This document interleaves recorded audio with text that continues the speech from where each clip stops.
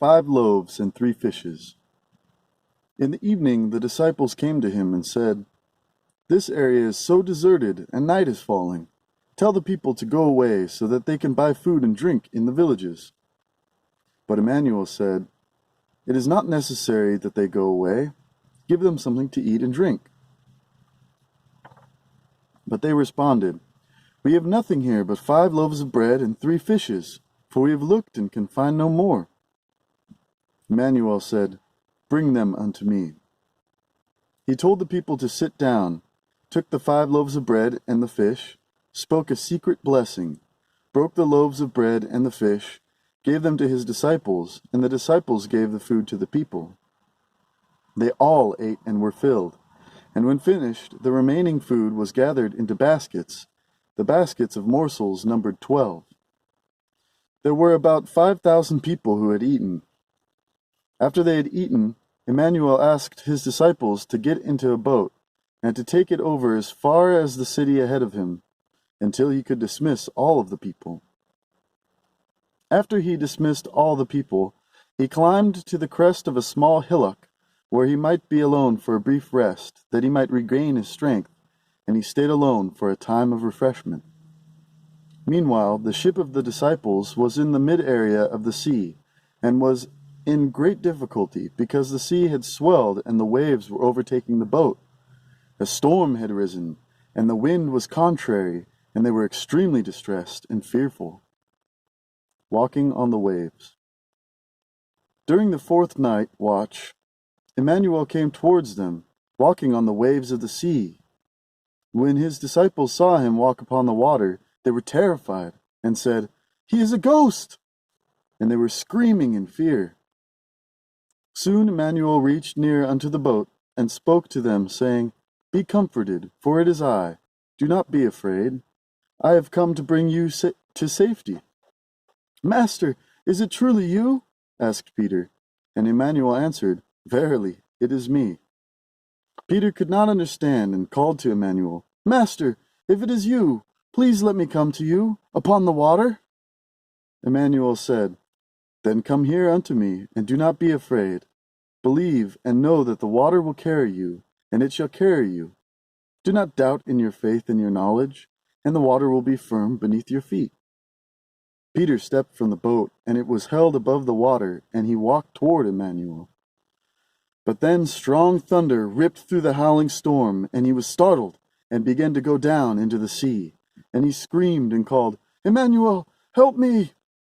Immanuel quickly went to him, reached forth his hand, and pulled him gently up above the waves, saying, "O you of little faith, why are you startled? And why do you doubt when things appear to be difficult and formidable? The power of your knowledge gives you the ability which you have just witnessed. You trusted in my words before the thunder came, but when you were shaken and began to doubt, then the power of knowledge left you, and your ability disappeared also. Never doubt in the power of the Spirit, which is part of the creation itself, and therefore does not know any limits of power.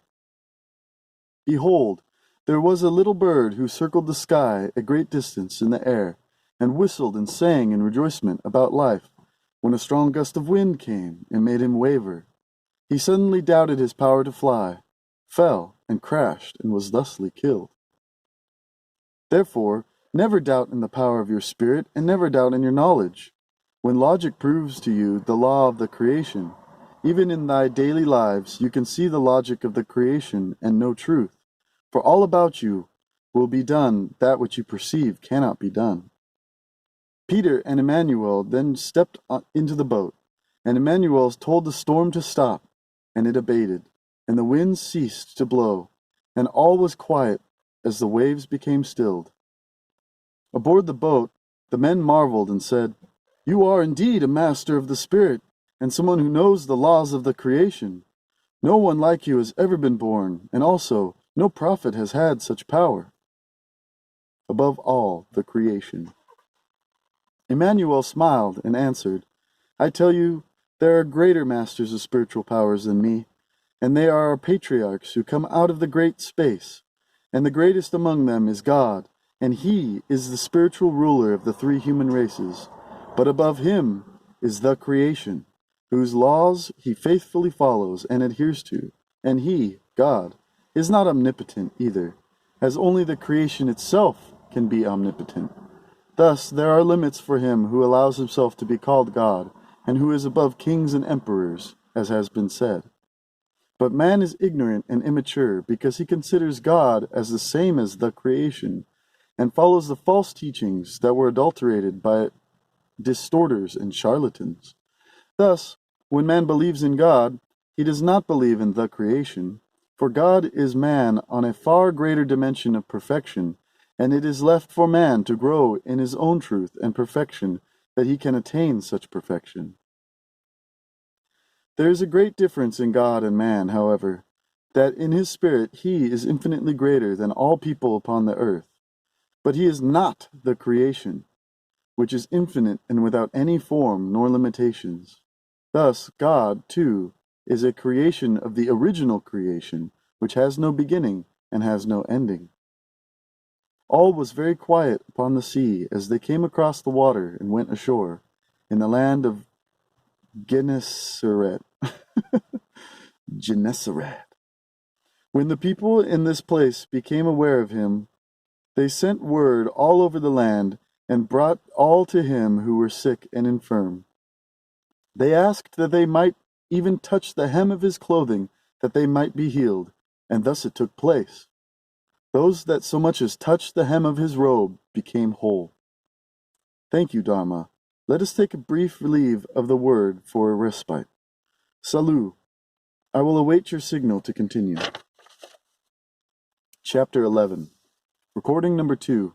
Iskarioth, Immanuel Sananda. Wednesday, August 9th, 1989, 10 a.m. Year 2, Day 358.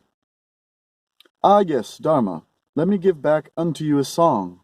Put your hand in the hand of the one who stills the waters. Put your hand in the hand of the one who calms the seas. Take a look at yourself, and you'll see your brother differently, and put your hand in the hand of the man of Galilee. So be it, for he offers his hand unto any who will accept of it, for I know. I have walked with him since the aeons past. I am Judas Iskarioth of Judea, long since gone from that place, but walking with the Master. He is the way-shower, and captains the ship unto its proper portage. You are given to walk in physical form at this glorious, most glorious time of the golden dawn. You ones are most blessed, you who take his hand and prepare a place for his coming forth in radiance. You cannot comprehend how blessed ye are to have these truths bestowed upon you, and further, to be granted the gift of building of the city is beyond thy grasp. So be it, for it shall finally come into thy realization. Laws of the creation, or of man? There came to Immanuel Pharisees and scribes from Jerusalem, saying, Why do your disciples disregard the laws of the elders? He answered and spoke to them, Why do you violate the laws of the creation for the sake of your own man-written laws? Moses said, according to the laws of the creation, You must honor your father and your mother, but he who unjustly honors his father and mother shall die a death. But you teach, he who says to his father or mother, I sacrifice to the cult what I really owe to you, he needs to honor his father and or his mother.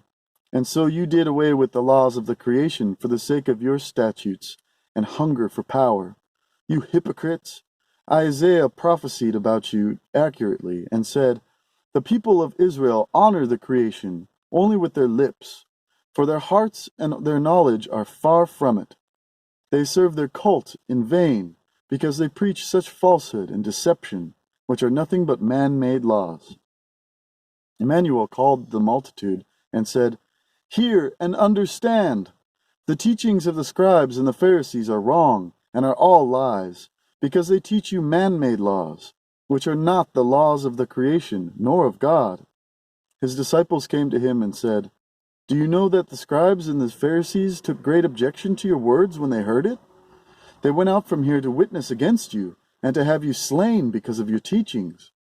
But Immanuel answered, All plants that do not live according to the laws of the creation will dry and perish, or will rot and perish.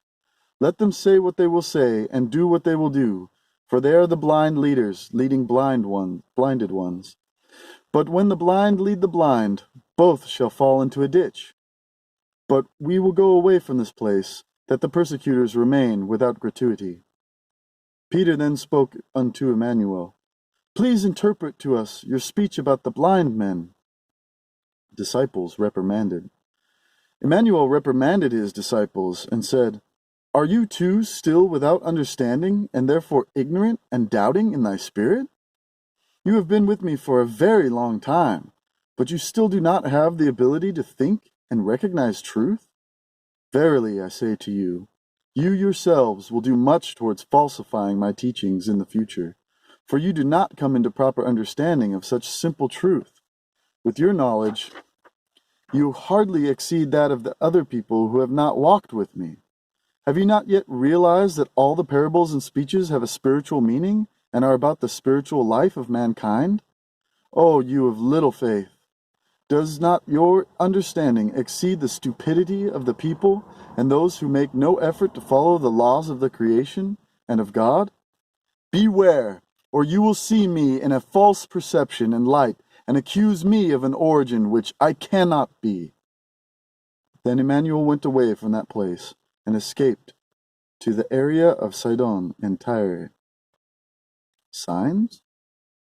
But again he was antagonized by the Sadducees and Pharisees, who came to him and demanded that he would let them see a sign of his spiritual power.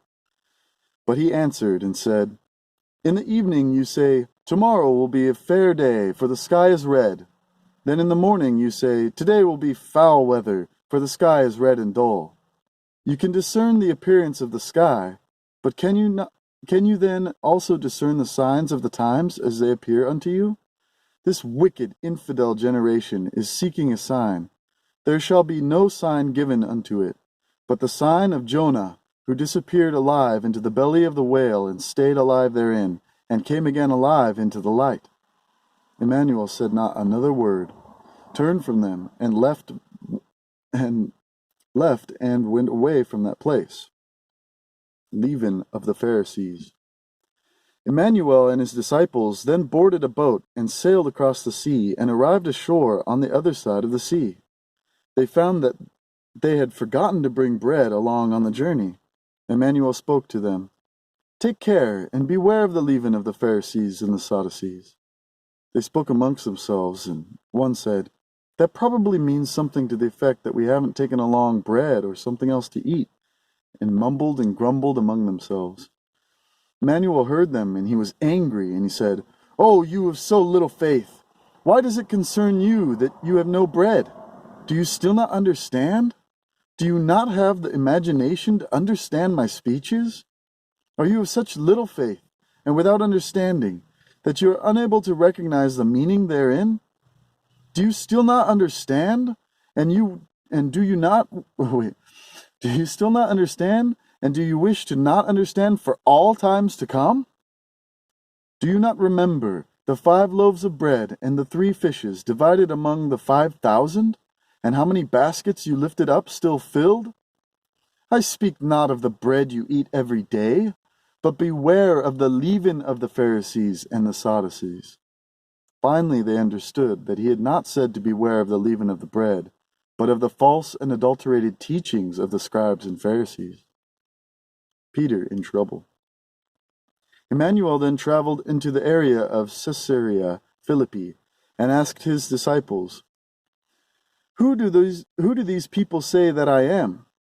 They answered, Some say that you are John the Baptist, others that you are Eliah, and others again that you are Jeremiah or one of the prophets. Then Immanuel said to them, Who do you say that I am? Simon Peter answered and said, You are the Messiah the prophets had spoken about, and a son of the living God, the spiritual ruler of the 3 human races. Immanuel was most angry, with irritation, and answered and said to him, O you unfortunate one! My teaching has not revealed it to you, for I instructed you in truth, and you have listened not. I also tell you that you are a faithful disciple, but your understanding must be compared to that of an unlearned child. You are Peter, and I cannot build my teachings on your rock, and you will open the portals of ignorance, inasmuch as people will be overcome by your false interpretation of my teaching, and shall follow it, and live according to false teachings. I cannot give you the key of the spiritual kingdom, or you would open it with false locks and false portals. I am not the son of the spiritual ruler of the three human races, and therefore not the son of God. My mother is Mary, who conceived me through a guardian angel, a descendant of our patriarchs, and my earthly father is Joseph, who is a mortal father to me, that I might have earthly birthright. And further, Peter, ye shall some day correct of thy misunderstanding, that the truth shall go forth to the four corners of thy planet. He then warned the disciples not to tell anyone such a story as had been pronounced by Peter, and not to go forth and teach such erroneous stories and false teachings. So be it, and Salah! Oh! From that time forward, Immanuel began to tell the disciples that he would have to go to Jerusalem, and that he would be caused to suffer much from the elders and the scribes and high priests, because he could not avoid bringing his teachings unto them. Peter was angry and said to him, May God or the creation prevent that! This may not be allowed to happen to you, for they shall arrest, torture, and kill you. But Immanuel turned to Peter in equal anger and retorted, Get away from me, Satan! You are an annoyance, for you are not thinking in spiritual reasoning, but in human thought and desire. Simon Peter, again you make me angry and show your ignorant thinking. It is not alone your thinking, but comes forth from thy lips in behalf of all mine accredited ones. Verily I say unto you this day, because of your ignorance the world will shed much blood, because you will falsify my teaching and spread it among the people, and it will become more and more twisted and inverted. You will be guilty of the deaths of many peoples, and of the origin of a false name for me, and of the evil insult of calling me the Son of God, and that God is the creation itself, for it shall come to pass as I speak it. But you are still under the grace of my long-suffering patience, and you can still improve your ignorance by some measures. But I am remaining in great annoyance with you, brother. And then Immanuel said to his disciples, If someone wants to follow my teaching, he should take the burden of seeking the truth, of realization, and of understanding upon himself. But man will surely not do so, for man is lazy and careless. He will believe that which anyone speaks unto him. It will be those who live their lives in truth and knowledge who will be victorious. But he who lives his life in untruth and ignorance will lose. What would a man profit? What would a man profit if he should gain the entire world and all that is in it, and would damage his spirit? Or how can a man help his spirit if he is unable to think? Man must think carefully and learn about all circumstance in which he finds himself, that he not prejudge without proper knowledge regarding that of which he judges. He have neither the patience nor the willingness to go forth and ferret out the truth of a given circumstance, but judge on untruth and limited knowledge, and pronounce thy judgment loudly about the lands. It will merit you nothing in the spans of that which you call time. The creation is timeless, and so is the spirit of man. To perfect the spirit. Verily I say it to you, there are some here who will not taste the power of the Spirit in this lifespan, which they will learn in the next life to come, or the next after that. But the spirit of man is ignorant as long as he has gained knowledge through human thinking and research. And so the spirit of man is not a machination of man, but a part of the creation given to him, which has to be made aware and has to be perfected, so that he proceeds to be one with the creation, since the creation, too, lives in constant change and growth. I repeat, the creation is timeless, and so is the spirit of man.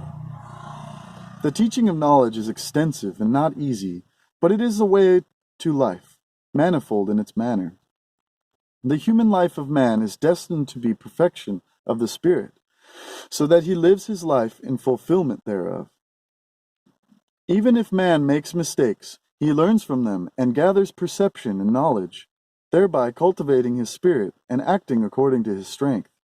Without mistakes, it is impossible to gather perception and knowledge, so that the spirit can be cultivated. Verily I say to you, the teachings of the high priests, the Pharisees, and the scribes are deceptive and false.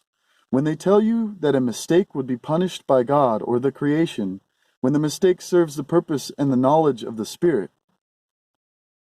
Since there is no mistake that can be punished if this mistake serves the perception and knowledge of the Spirit, so then there is no mistake that can be inherited, and no punishment in this world or another world, for the literal punishment of such a mistake would contradict all the laws of nature, and thus all the laws of the creation. In this life, still in another life, there is no punishment if a mistake has been committed which will serve the perception and knowledge of the Spirit. If man lives with the vocation to perfect his spirit and obtains perception and knowledge through his mistakes, he leads a life for which he was destined. However, if man does not learn according to the rules and the size of his spirit, which is governed by the law of the creation, he is led into things which have to be in accord therewith, since they are destiny. It shall be long before man comes into balance in understanding of these words.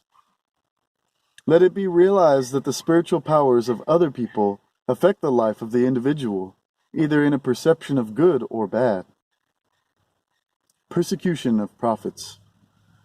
But if man at this time begins to think and perceive, he needs the teaching. Therefore, the prophets have been sent by the celestial sons to teach the human race the true laws of the creation and the knowledge regarding life.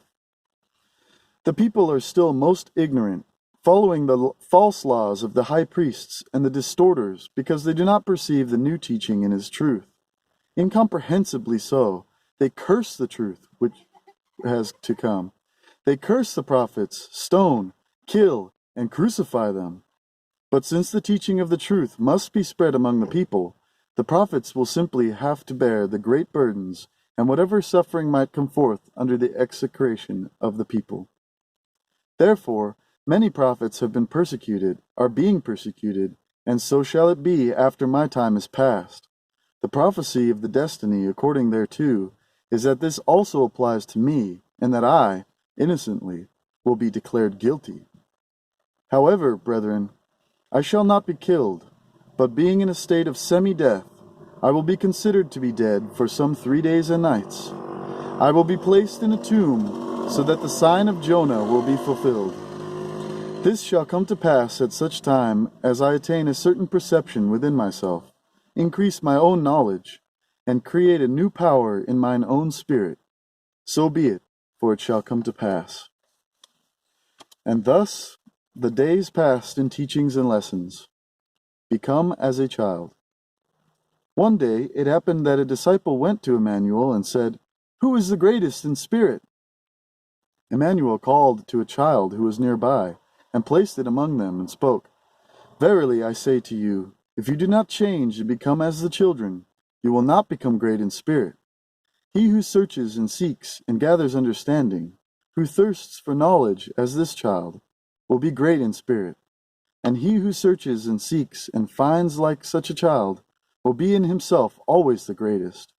But he who does not heed this truth and follows false teachings, and neither searches nor finds, will be better off with a millstone around his neck, hanged and drowned at sea, where it is the deepest. For there is no sense in life, and there is no fulfilling of its meaning without searching, seeking, and finding. It would be better to expel those who do not understand from life, so that they cannot hinder the willing, who do see truth. But in the afterlife, it is certain that the unreasonable people are willing to heed the law of the creation. Woe to the world because of annoyances. Trouble must come, but woe to the one through whom it is caused.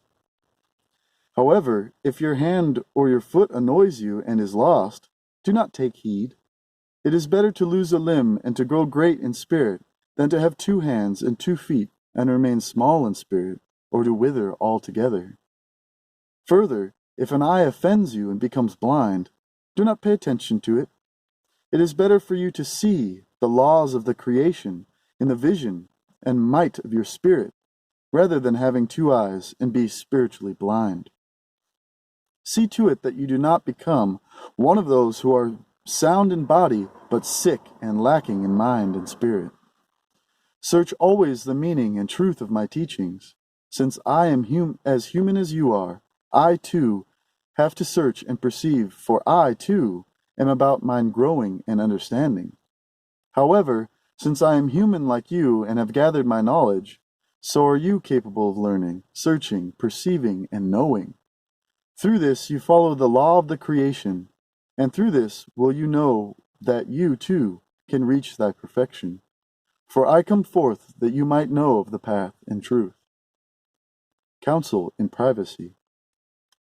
If your fellow man makes errors and embraces teaching in falseness, go to him and confront him in privacy.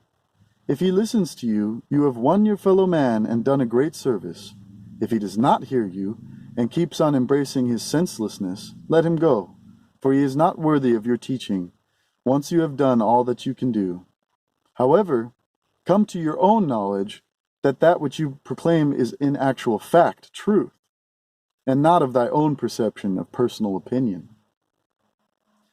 It is better to allow an unreasonable person to walk on the path of misery than to bring confusion to one's own spirit.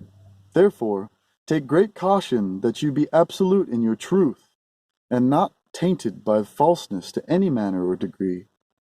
Verily, I say to you, the heavens would fall down before an unreasonable person could be taught reason. Therefore, beware of same, for acceptance of truth comes from just logic and clarity of reason. Sow the seeds of truth and wisdom on fertile soil, where they can be germinated and grow, for only germinated seed and sturdy plants will bring forth great fruit. About this time, Immanuel departed from Galilee and went into the Jewish land beyond the Jordan River. Many people followed him there also, and he healed those who came to him in request of help. Pharisees and divorce. The Pharisees also came to him, taunted him, and said, "Is it right for a man to divorce his wife for any cause?" Immanuel answered and said, "Verily I say to you, stars would fall from heaven before divorce is permissible, because for the sake of marriage does a person leave his father and mother and stay with his spouse, and they will become one flesh and one blood, and they are no longer two, but as one in flesh and in blood, and that is theirs. And from that oneness they can then bring forth offspring, which again are one flesh and one blood of their father and their mother combined. What, therefore, has been joined together, let no man put asunder, for it is against the laws of nature that the child can be properly nurtured and grow in truth and strength as one within the unit of one." Then they retorted, "Why then did Moses command that a letter of separation be issued in case of divorce?" He spoke to them, "Moses gave you permission to divorce because of the hardness of your own hearts and the dominion over you. But it has not been so since the beginning of the human race, for in this instance Moses did break the law. But I say to you that whoever divorces, except if it be for adultery and fornication, or for other errors made by the other, is breaking a marriage." Then the disciples inquired of him, "If that is the way it is, because between a person and his spouse, it is not good to marry." But he responded wearily to them, "Not everyone understands this word, save those to whom it is given.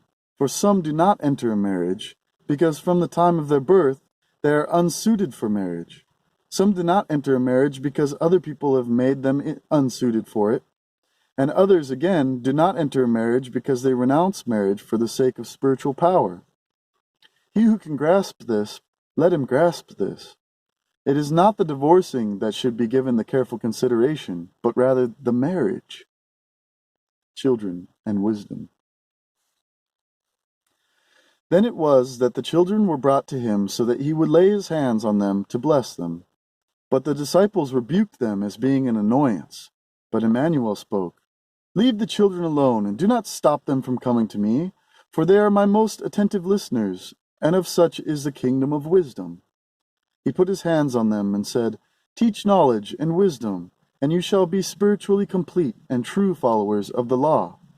Verily I say to you, Inasmuch as I am called Immanuel, which means God with us, you too shall bear this name if you perceive the wisdom of knowledge." He then said to his disciples, "Verily, verily I say to you, seek knowledge and perceive the truth if you are to be wise. Since I am named God with us, this means that I stand spiritually above kings and emperors, which means truth is among us. Thus I am the king of wisdom among the human races, as God is the king of wisdom among the sons of heaven, which are the creators of the three human races. But as I was born of earth woman and speak her language, I am called Immanuel, as God is called God in his language, which means king of wisdom and ruler over this human race and ruler over the people. Seek and understand my speech and its meaning, lest you may be so bold to call me the Son of God, or to attribute to me the power of the creation, or to insult me by calling me the ruler over good and evil. Behold the little children, they are not like you. They believe in the truth and the wisdom of my speech, and therefore wisdom shall be theirs. So why do you push them away?" Then he gently placed his hands upon them and departed the place. What is in it for us? As they were walking, Peter said to them, "Behold, we have forsaken all to follow you, and what shall we get for that?" Immanuel spoke to them, "Verily I say to you, you who follow me, some of you will embrace the wisdom of my teaching, so you will be spiritually great in the incarnations to come. But some of you will not perceive the wisdom of my teaching, and will spread false teachings about me in the times to come. But those shall have a difficult time finding the truth in their coming incarnation. But ye must come into thy truth and wisdom in the conclusion, if ye are to gain thy spiritual perfection. And thus it will be among the human races from east to west, and from north to south. My teaching will be brought to many, but they will not perceive it. Many will follow false teachings about me, and therefore not find the truth, because they consider me God, or his Son, or perhaps even the Son of the creation. Great words will be spoken, and some will proclaim that they alone know the truth, because they will have become victims of a terrible mistake, and thus follow evil and falsified teachings. Many will be the first among human races, because they will think humanly in their false teachings. But they will be the last in spiritual knowledge, and very small indeed in wisdom. Wisdom will only be where the knowledge about wisdom bears fruit, and follows and respects the laws of the creation in truth. I, Sananda, do place my seal upon these words. So be it, and Salah. I am that I am. I am Sananda. Salu, Salu, Salu.